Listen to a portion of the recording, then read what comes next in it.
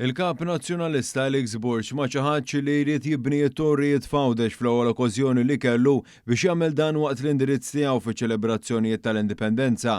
Dan ftit sigħat wara li l-medja indipendenti rrappurtat kumment li għadda huwa stess fejn ma sit Who's Who.mt sostna li għabbażi ta' Skyline Policy li jrid jagħmel hemm żoni f'Għawdex fejn jistgħu jinbnew torrijiet. U taħseb li f'Għawdex għandu jkun hemm postijiet fejn għandu jkun hemm torrijiet? Ma tistax tiġġeneralizza. Għalhekk qed ngħidlek ġieli ma tistax tgħid Għawdex in ġenerali, għandek areas fejn jista' jkun hemm abbażi ta' din Skyline Policy kieku. Minflok ċaħat kategorikament dak li qal aktar kmieni din il-ġimgħa, Burch attakka lill-Ministri illi ħarġu jirreaġixxu kontra l-proposta tiegħu. Dawn il-Ministri flosthom il-Ministru tal-Ippjanar semma illi jien għandi xi ferneżija illi rid nibni torrijiet f'Għawdex. Ħabib tiegħi, jiena l-Għawdex kif dejjem iddefendejtu ser nibqa' niddefendih u mhux ħanħalli il-ħadd jisfruttah. Is-sibt wara nofsinhar kienu bosta li rreaġixxew kontra dak li qal Burch fosthom il-Ministri Għawxin tal-Gvern u l-Ministru responsabbli mill-Ambjent Miriam Dalli, dan speċjalment fid-dawl tal-fatt li Gvern Laburista li fl-2014 biddel l-Skyline Policy u qal li torrijiet ma jistgħux jinbnew f'Għawdex kollu.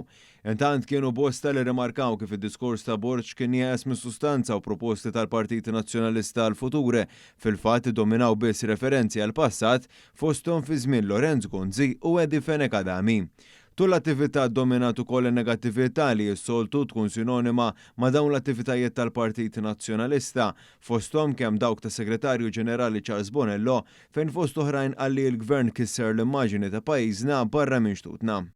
L-Gvern preżenti mhux biss farrak b'mod ippjanat l-immaġini ta' pajjiżna, kisrulna l-immaġini ta' pajjiżna fil-fora internazzjonali. Bonello sostna dan minkejja li huwa fatt magħruf li kienu deputati u esponenti tal-Partit Nazzjonalista li ħamġu sem pajjiżna barra minn xtutna fuq numru ta' suġġetti.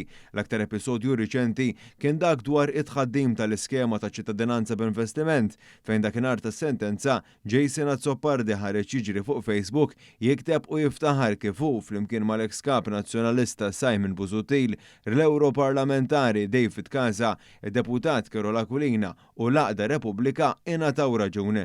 B'mod surreali, Bonello sostna wkoll li l-Partit Nazzjonalista wera lil kulħadd kif isiru l-elezzjonijiet interni. U rejna lil kulħadd kif għandhom isiru l-elezzjonijiet interni.